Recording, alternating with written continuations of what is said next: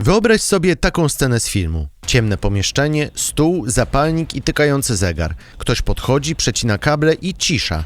Przez chwilę wszyscy myślą, koniec, można oddychać. Ale nagle ktoś z tyłu mówi, czekajcie, bo gdzieś za ścianą słychać drugi zegar, cichszy, ale dalej tyka. To nie jest scena z filmu, to się dzieje naprawdę, wokół Iranu. Świat miał swój moment ulgi, cena ropy spadła, Trump wstrzymał atak, rynki odetchnęły. Ropa była pierwszym zapalnikiem, ale jest drugi, mniej widoczny, działający wolniej i właśnie dlatego jest o wiele groźniejszy. Jest piątek, 22 maja 2026 roku. Wojciech Cegielski, zapraszam na podcast Świat. Wyjaśniamy. Na podcast Świat zaprasza Wojciech Cegielski, korespondent zagraniczny Polskiego Radia.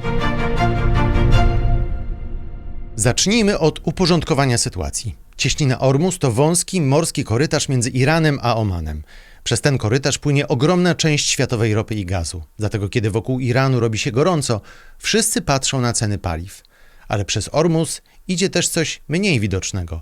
Nawozy, czyli to, co dla rolnika często decyduje, czy z pola będzie normalny plon, czy plon słabszy. Według danych Narodów Zjednoczonych przez Ormus przechodzi około 1/3 światowego morskiego handlu nawozami. To mniej więcej 16 milionów ton. I teraz najważniejsze. Ropa reaguje natychmiast. Ma cenę na giełdzie, widzimy wykres zielony, czerwony, panikę, ulgę. Nawóz działa inaczej. On ma kalendarz. Musi być zamówiony, potem załadowany, przewieziony, rozładowany, dowieziony do magazynu, kupiony przez rolnika. A rolnik musi go rozsypać na polu we właściwym momencie. Jeśli spóźni się na swój sezon, no to po prostu już nie da się cofnąć czasu. Organizacja Żywnościowa ONZ ostrzega, że jeśli konflikt w Iranie i wysokie koszty będą trwały, prawie 45 milionów ludzi może mieć problem z dostępem do jedzenia, bo żywność, transport i produkcja robią się droższe. I właśnie o tym jest ten odcinek. Dlaczego w ogóle mówimy o Ormuzie? Kryzys wokół Iranu uderzył w najczulszy punkt światowego handlu. To nie jest zwykły kawałek morza. To jest korytarz, przy którym każde napięcie natychmiast podnosi pytanie, czy statki będą pływać, czy armatorzy się przestraszą, czy ubezpieczenia pójdą w górę, czy porty będą działały normalnie.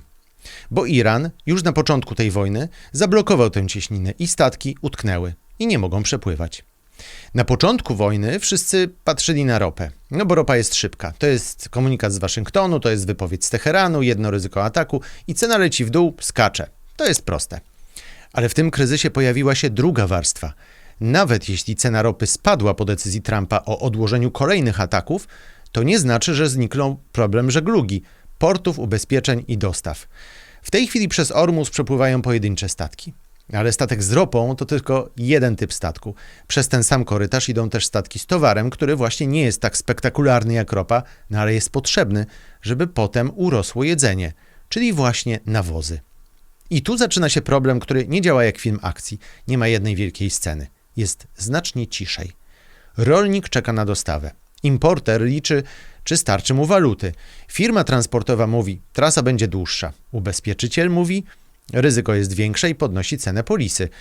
Rząd mówi, no może trzeba będzie dopłacić. A organizacja humanitarna mówi, że za ten sam budżet dowieziemy teraz mniej. I to jest kryzys bez jednego kadru, ale z bardzo konkretnym skutkiem. The Economist pisał o prawie 2 milionach ton nawozów, które są teraz po złej stronie cieśniny. Ale sam mechanizm nie zależy od jednej liczby. Jeśli korytarz staje się ryzykowny, tak jak właśnie teraz w Ormuzie, no to handel nie wraca do normy jednym kliknięciem. Nawet jeśli politycznie sytuacja się uspokoi, no to pozostaje pytanie, czy statki ruszą, czy porty będą pracować, kto zapłaci za droższe ubezpieczenie i czy towar dojedzie przed sezonem. I to jest pierwsza ważna rzecz. W przypadku ropy można poczuć chwilową ulgę. W rolnictwie spóźnienie potrafi zostać na cały sezon. To nie będzie wykład z chemii. Żeby zrozumieć ten problem, wystarczy jedna zasada. Nawóz musi trafić na pole wtedy, kiedy roślina go potrzebuje, a nie kiedy politycy skończą negocjacje, kiedy tankowce znowu ruszą, nie kiedy rynek się uspokoi, tylko wtedy, kiedy jest siew, wzrost i moment, w którym roślina bierze z ziemi najwięcej. Jeżeli nawozu nie ma, pole nie daje normalnego plonu. I koniec. Mniej nawozu to mniej zboża, mniej ryżu, mniej warzyw, a mniej jedzenia na rynku to wyższe ceny i większy problem dla tych, którzy już wcześniej ledwo wiązali koniec z końcem. Posłuchaj tej historii, którą opisuje The Economist. Sayed, rolnik z centralnego Afganistanu, uprawia pszenicę, jęczmień i ciecierzycę na małym kawałku ziemi. W styczniu worek popularnego nawozu kosztował na jego lokalnym rynku około 2000 Afgani, czyli lokalnej waluty. Potem cena wzrosła do 2400 Afgani. I to nie jest abstrakcyjny wykres, to jest decyzja przy ladzie, czy kupić, czy nie kupić. Sayed zrezygnował. A jeśli rolnik rezygnuje z nawozu, no to z pola będzie mniej. Proste, prawda? Mniej nawozu, mniejszy plon. Mniejszy plon, mniej jedzenia. Mniej jedzenia, większy nacisk na ceny. I teraz najważniejsze. Bogaty rolnik ma czasem taką poduszkę bezpieczeństwa, no bo na przykład kupił nawóz wcześniej, ma swój magazyn, może ma kredyt, a może liczy na pomoc państwa. Może też na przykład zamienić kukurydzę na soję, no bo soja potrzebuje mniej nawozu. Ale biedniejszy rolnik jest w znacznie gorszej sytuacji, bo ma tylko jeden sezon, jeden worek i decyzję kupić mniej, kupić drożej albo nie kupić wcale. A na świecie są setki milionów małych gospodarstw, które ledwo produkują tyle, żeby wyżywić całą rodzinę. I tam nie ma luksusu czekania na lepszy kurs dolara, na fracht, na spokojniejszy komunikat z Waszyngtonu. Tam jest pytanie, czy w tym roku z pola będzie jedzenie. I tu wojna wokół Iranu robi się coraz bardziej podstępna. To nie musi wszystko spalić pola, to nie musi zniszczyć magazynu. Wystarczy, że sytuacja przesunie statek, podniesie koszty ubezpieczenia, zatrzyma towar w porcie, wydłuży trasę. A dalej działa już kalendarz, no bo pole nie czeka na decyzje polityków. Pole ma swój termin. Teraz spójrzmy na liczby, bo one pokazują, dlaczego ten drugi zegar w ogóle tyka. Zatoka Perska jest źródłem około 30-35% światowego handlu mocznikiem i około 20-25%, może 30% handlu amoniakiem. Nie wchodźmy w chemię. Wystarczy, że dowiesz się, że to są podstawowe nawozy dla wielkich upraw. Dla pszenicy, ryżu, kukurydzy, dla jedzenia, które potem widzimy jako chleb, mąkę, makaron, paszę dla zwierząt i mięso. Tymczasem niemal 2 miliony ton nawozów utknęły po złej stronie cieśniny. To ma być równowartość około 12% wszystkich nawozów, które w 2024 roku przepłynęły przez Ormus. I to jest prosty łańcuch. Ładunek jest po złej stronie cieśniny. Nie ma go w porcie docelowym, nie ma go w magazynie, ani u lokalnego sprzedawcy. I nie ma go u rolnika i na polu. A jeśli na polu go nie ma, to z pola będzie mniej jedzenia. To teraz jeszcze wyobraź sobie, że państwowa firma z Kataru, czyli Qatar Fertilizer Company, produkuje 14% światowego mocznika i była poza grą od ponad miesiąca. Katar nie jest więc małą kropką na mapie. W tej historii to jest część fabryki świata. I teraz ktoś może powiedzieć, no dobrze, kupmy gdzie indziej. Tylko że gdzie indziej też ma swoje granice. Rosja jest największym eksporterem nawozów, ale częściej zakładów była atakowana przez ukraińskie drony, a te, które działają, pracują niekoniecznie na pełnych obrotach. Poza tym kupowanie od Rosji dla naszej części świata jest po prostu nieetyczne, a poza wszystkim to ryzyko narażenia się na sankcje. Chiny są drugim wielkim producentem, ale ograniczają eksport, żeby chronić własny rynek. Indie i Bangladesz też produkują nawozy, ale część tej produkcji zależy od gazu z Bliskiego Wschodu. Jeśli gaz drożeje albo go brakuje, fabryka nawozów też ma problem. Zatem to nie jest sklep, w którym zabrakło jednego produktu, a pani przy ladzie mówi, proszę wziąć z drugiej półki. To jest sieć naczyń połączonych. Gaz, porty, statki, ubezpieczenia, waluty, dopłaty, sezon siewu itd. Jak jedno miejsce się zaczyna, to domino idzie dalej. Z ropą świat ma przynajmniej awaryjny przycisk. Są strategiczne zapasy. Państwa mogą uwolnić część rezerw. To nie rozwiązuje wszystkiego, no ale kupuje czas. Z nawozami takiego globalnego przycisku nie ma. Nie istnieje wielki światowy magazyn, z którego można nagle wysypać brakujące worki i powiedzieć kryzys załatwiony. To tak nie działa. Efekt widać w cenach. Od początku wojny USA z Iranem ceny mocznika wzrosły o 65%, amoniaku o 40%.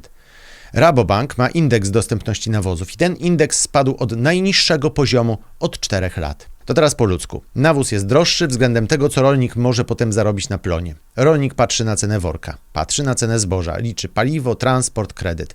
I w pewnym momencie mówi, no nie spinam tego. A gdy rolnikowi się nie spina nawóz, komuś innemu za kilka miesięcy może nie spiąć się obiad. Pierwsza konsekwencja. Energia w rolnictwie to nie jest detal. Według Międzynarodowej Agencji Energetycznej w bogatych krajach energia może stanowić nawet połowę zmiennych kosztów gospodarstwa, czyli tych kosztów, które rolnik płaci w sezonie. Paliwo, prąd, transport czy praca maszyn. Na przykład taki rolnik z Kalifornii, Edgar Terry, prowadzi gospodarstwo z owocami i warzywami. Ropa do jego traktorów kosztowała przed wojną $3,41 za galon. Teraz kosztuje, uwaga, 2 razy więcej.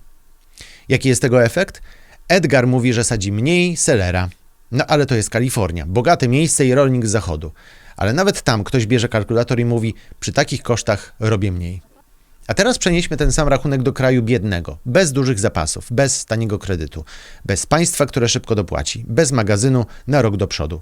Tam decyzja robię mniej może oznaczać mniej jedzenia dla rodziny albo mniej pieniędzy ze sprzedaży. I druga konsekwencja. Bogate rolnictwo może się przestawić, biedne rolnictwo nie może. W Ameryce część rolników może przejść z kukurydzy na soję, no bo soja, jak już powiedziałem, potrzebuje mniej nawozu. W Europie podobne korekty też są możliwe. To kosztuje, boli, no ale jest to jakaś opcja. Dla wielu małych gospodarstw takiej opcji już nie ma. A na świecie jest około 500 milionów małych gospodarstw. Wiele z nich łatwo produkuje tyle, żeby wyżywić właśnie rodziny. Tam nie ma eleganckiej strategii na sezon, tam jest worek albo jego brak. Plon jest słabszy, albo go nie ma nawet wcale. Jest jedzenie albo jego brak. Trzecia konsekwencja. Najbardziej narażone są kraje, które mocno wiszą na nawozach z Zatoki. A z Zatoki pochodziło 71% importu jednego z podstawowych nawozów do Tajlandii, 67% do Republiki Południowej Afryki, 40% do Indii. I to są ogromne zależności. Indie są tu szczególnie ważne, bo ponad połowa mieszkańców Indii utrzymuje się właśnie z rolnictwa albo jest z nim bezpośrednio związana. Przed wojną rząd w Nowym Delhi planował cięcia dopłat do nawozów, żeby oszczędzić pieniądze. Teraz urzędnicy szukają dodatkowych dostaw z Rosji i Chin, prawdopodobnie droższych. Czyli znów ktoś zapłaci, państwo dopłaci więcej z budżetu, rolnik zapłaci więcej z własnej kieszeni, albo pole dostanie mniej nawozu. No a jeśli pole dostanie mniej nawozu, to jedzenia będzie mniej. Czwarta konsekwencja. Problem uderza nie tylko w przyszłe zbiory. On już uderza w pomoc humanitarną. Zakłócenia uwięziły tyle zapasów Organizacji Żywnościowej Narodów Zjednoczonych, że można by nimi karmić 4 miliony ludzi przez miesiąc. 4 miliony ludzi przez miesiąc. To nie jest symbol, to są realne porcje jedzenia, które nie są tam, gdzie powinny być. Jest też przykład ciastek wysokoenergetycznych dla Afganistanu. Normalnie można by je wysłać z Dubaju przez Iran, no ale ta trasa odpada, więc trzeba robić objazd przez 9 krajów i wjeżdżać do Afganistanu od północy.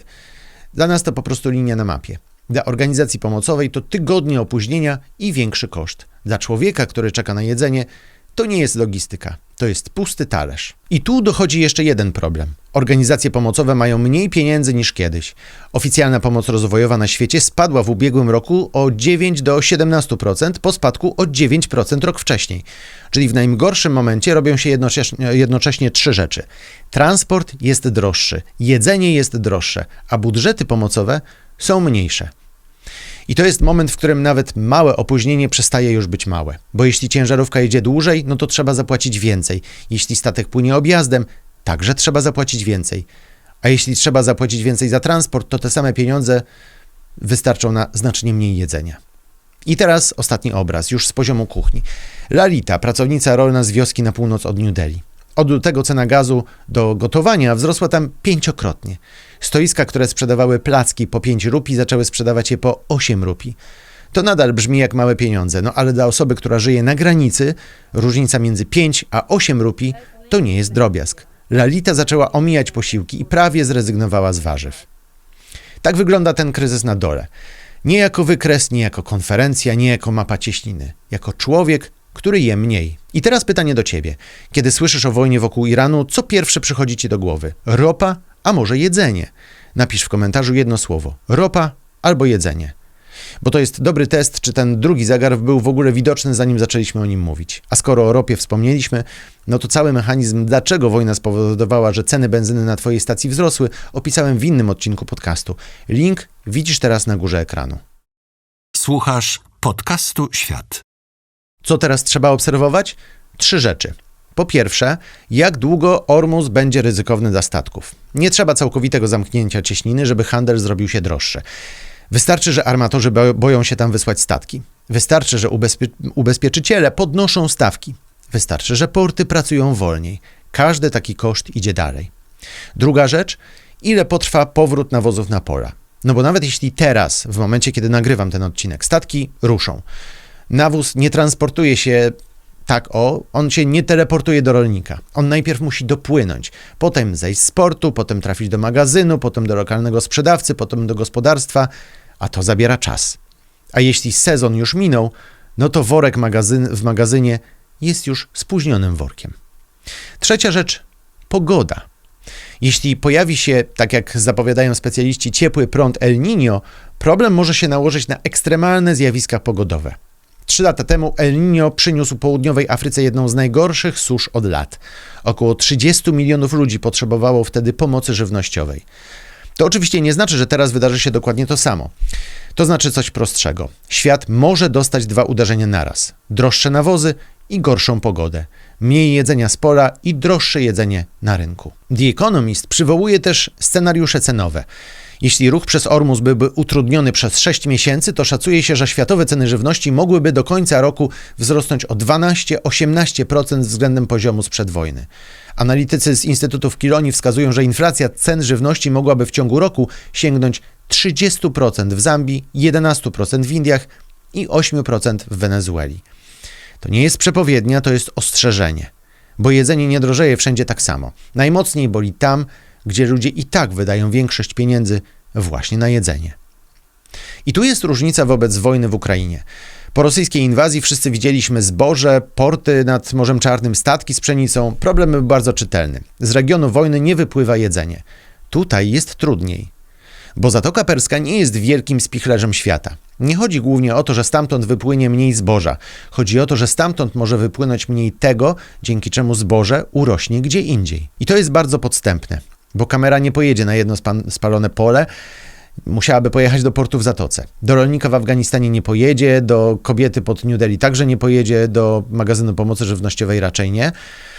Musiałaby pojechać do Ministerstwa Finansów, które szuka pieniędzy na dopłaty. I na targ, gdzie cena mąki rośnie o tyle, że dla bogatego człowieka to irytacja, a dla biednego mniej jedzenia. Wróćmy teraz do początku tej historii z wojną w Iranie. O co tak naprawdę poszło? Donald Trump chciał zmusić Iran do ustępstw. Izrael naciskał, żeby iść mocniej. Miało chodzić o atom, zmianę reżimu w Teheranie i o pokaz siły. Ale reżim nie upadł. Program atomowy nie zniknął od jednego uderzenia. Za to rachunek zaczął iść w górę zupełnie gdzie indziej. Najpierw ropa. To było widać od razu. Tankowce, Ormus, barełka cena paliwa, ale potem w nawozy. Ciszej, wolniej, ale bardzo konkretnie. Efekt tej wojny? 2 miliony ton nawozów zablokowane w cieśninie Ormus. Ceny mocznika wzrosły o 65%, amoniaku o 40%. Rolnicy nie mają nawozów albo mają je droższe i kupują mniej. Mniej zatem produkują, mniej zarobią, więc ceny jeszcze bardziej idą w górę.